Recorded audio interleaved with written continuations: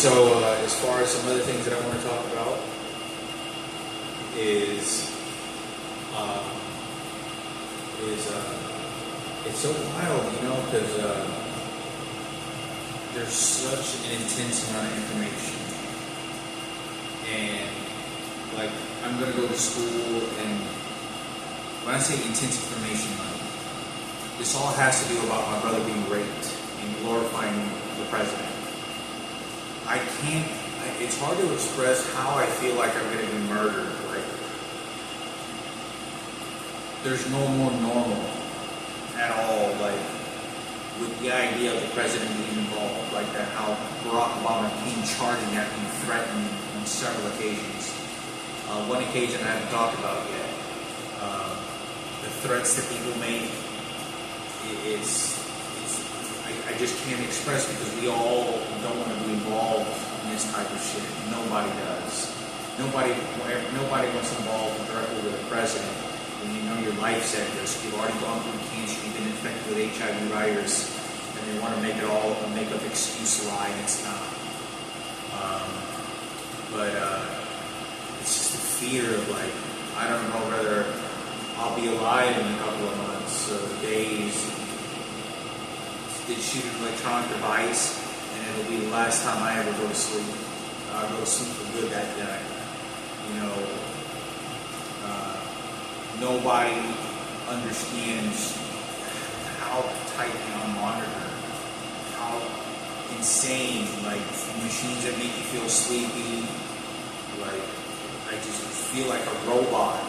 I'm walking in the grocery stores and I don't know if I'm looking at the correct blender that they want me to get, or that blender is not going to be good and they're going to use it as a manipulating form because it says classic soul on there, or because it says oyster and it represents the sea boats, and then they can use that idea of metaphor to it. Or if I get a black t-shirt, then they can sort of embrace me to sell me to the blacks in Africa that have HIV as well, and then use a crucifix on me there. Like, it's so intense because it's like selling me. It's selling my. It's abusing me, and this is what they did to my mother. They did this to my mother. They did this to me before. There's no reason why they're going to do it again. There's no reason why. There's no one that's ever going to stop it. Nothing ever will. But I just go along with everything. Go along. I just roll along with everything. With me going to school, the only thing that makes me so agitated about it is the electronic devices and the idea that how I get trained and accepted that I'm going to go to DJing. I'm going to go hang around Michael, and Richard Martinez is just going to get a normal life again. I'm not going to retaliate against anybody, and they know that. That's what they wanted. They wanted to get rid of my life and knowing that I wasn't going to be able to get any revenge or any retaliation or get even. They just called it, that's a journey to hecticness. I'm HIV positive, and I was nearly digging in trash cans after being raped. I was looking, nobody knows and understands that when I had sex with this transgender, it wasn't just like an accident. It was like I was forced to do it. And the electronic devices that were shooting me and the threats that I got from so many people, and they wouldn't let me have sex, led me for that to happen. And when I looked at Patricia's vagina, I could tell you the sex that we had was very dull. Very dull. We did 2 sex positions, and that was it. It was always all in black. I had a TV monitor on in that room in Carrollton, and that was all I could see. There was only once I took a look between that person's legs. You know what it looked like? It did look a little fucked up. It looked a little bit like, because when I looked, I didn't look at her all real close. Like, I was like this, and this is her vagina. This would have been her vagina. And I kind of went like that, and I looked, and my shadow's blocking it, and I could kind of get the light from the monitor a little bit. And when I looked, it looked like, your Thanksgiving turkey? Like they have a Thanksgiving turkey, and it's all it sort of looked like that. And I thought that maybe she just had a lot of kids. And I thought that, well, maybe she just got really ruined down there or something, that like maybe a really bad husband or guy probably used sexual objects and she was an ex-prostitute or something. And I didn't get the clearest look, but I just remember I was like, okay, it's a vagina, you know, and I just inserted my penis. So the smell that I talk about was, you know, like I said, it doesn't going to change the fact that that was nothing but a laughing joke and a leverage tool for people. Do you know how many transgenders come over to me when they have to say the word yes, and they'll say, yes. They had no idea that this person is almost like they were murdered. Like, not only I got infected, but I have to show this person compassion, and I am. This person is infected with the HIV virus. They had a real bad cold when I was in the car with them in the last few days that I saw them, the last couple of times. Okay? And this person amputated their testicles. And there are transgenders coming around me feeling empathetic, saying, yes, she was a girl for fucking... This person was murdered. This is almost kind of like a murder case. Like, whoever amputated this person and killed themselves, she obviously killed herself when they did this. This is like a homicide case. Why is it that if transgenders are coming around and feeling emotional about some other transgender having a death sentence, and you want to think that, why don't you go have your testicles fucking all removed? You can get it for $10,000 and you think it's so fine. Exactly. Nobody wants to do it. Because, oh, you're such a girl. No. The doctor, I've seen videos of doctors talk about this on TV during like commercials, and they're talking about it doesn't, having a sex change isn't going to give you what you think it is. It's like someone stabbing you with like a knife or like a stick. You're not going to get, that isn't sensation, that isn't sex. But that bothers me because I had sex with a person that infected me. It's almost like they're a murder victim that I'm having sex with. And I don't know, this person that cannot, is meant to be gone, like die, like dead. Like there's functions of them that doesn't function normal at all, permanently.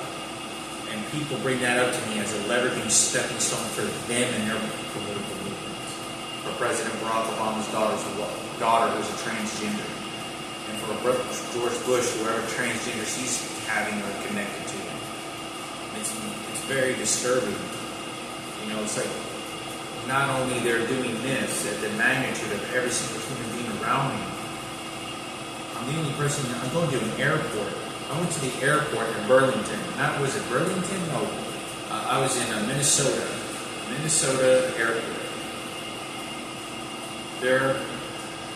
The entire airplanes that are coming off, and every employee that's working there are all gay and transgender only. There's no heterosexual females at all anywhere. Anywhere. Waiting in line, coming off the airplanes.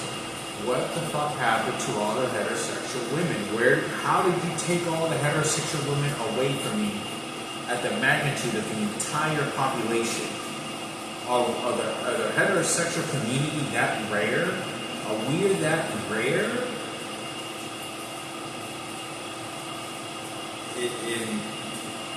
I can't. It's difficult because I cannot express how many hateful things these people have said about me, about haha, we sold it for sex, for Sarah Cooper. Like, it's so insane. Like, I don't put this on video. It happens to me during the times I'm not. You don't understand. It's like an O.J. Simpson trial. And but I wanted to make a video, and I thought it was important. You know, I'm planning to go to school. I hope that I can, so I can earn my unemployment, go to school, take the classes, take my time.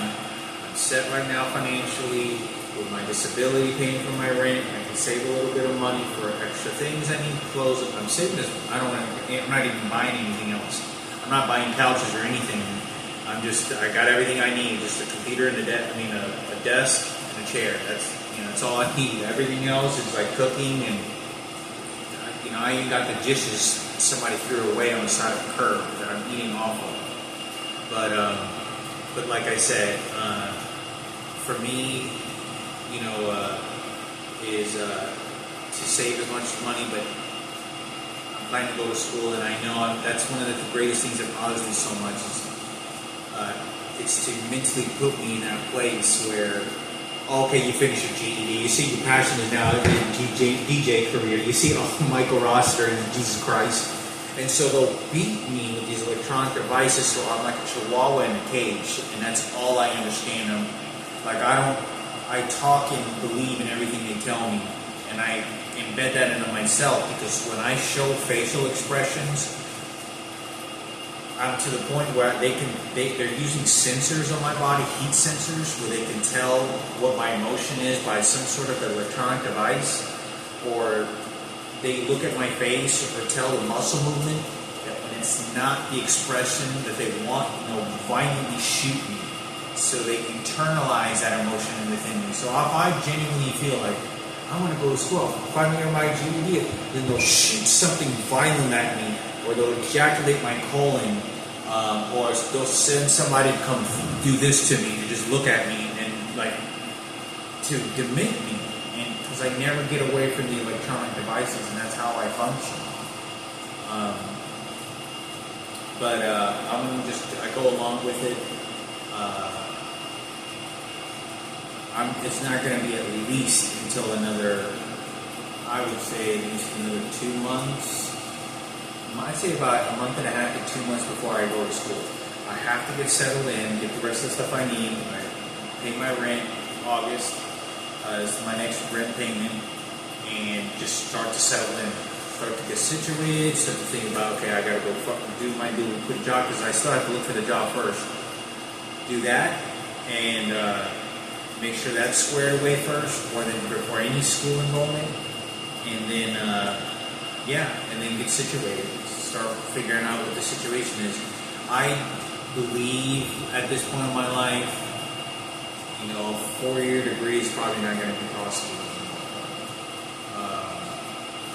I think that the dream for me to be away from any entertainment business with a college degree it's pretty much almost down to a 20% chance, 25% chance.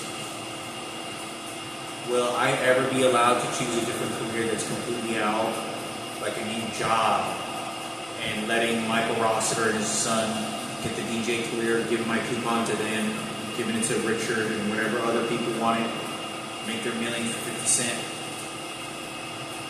They will never, they're not going to let me. They're not.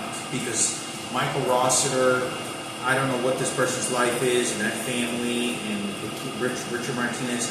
There's so many other people that have done so many wrong things, and I lived my life so holy and correctly, magnetized times 100 billion than any of them, that when I walk away and get away from that, you're putting the hardest, despicable scum into people that don't deserve it at all. And that's why. And so they want me to clean them up and to support their gay community political movement, and I don't want to do that. I don't want anything to do with that. So they keep transforming to what my belief is, to what their career choice is, maybe something in the ocean, geographical world, even if it's a scuba diving job or something just outside of, I don't have to do this, and I don't want to do that anymore. I want to do something else in my life while I'm alive and be accepted and only be around people that I want. My family is number one. If I don't, talk to some friends, old friends that still do it, I'll talk to them every once in a while, but let them do their career, their choice. They move on, made their life with it. I'm okay, but they won't let me. They won't. They're conditioning me, threatening me. I cannot express how, if I would have been as protective of myself as I probably would have been as a kid and young teenager at times, I would have ended up in prison for life for a very long time, because there's too many people that it's just prejudice. It is white supremacy for Ken and Sarah Cooper. That's for the black niggas. They're supporting. It's prejudice. The gay community in the police department and the white race is so persecuting in that department against me and how everything that I would have ended up in prison. They don't even, because I don't look for fights. I don't look for trouble. They would have built this up. Nobody gets 50 tickets. Nobody gets 47 fucking tickets after having cancer and being in the public eye and say that was an accident. Nobody does. But that's what I wanted to say. I wanted to say this is just an entanglement of things, and I hope things get better. But I'm going to talk tomorrow, make some other videos about school later down the road, next couple of days, and let y'all know what's kind of going on. But right now, it's just to get some of the other things I need. Start juicing fruits, take care of my health, go to the dentist, get my blood work. I have to get my blood work before I go to school. Before I go to school, I'm going to get an HIV test, sexual transmitted disease test, and a blood work test. My labs, and hopefully I can go to the dentist, get my teeth clean, check out the cavities. Then I'll have unemployment ready to go. I can enroll to school, and then I move on from there.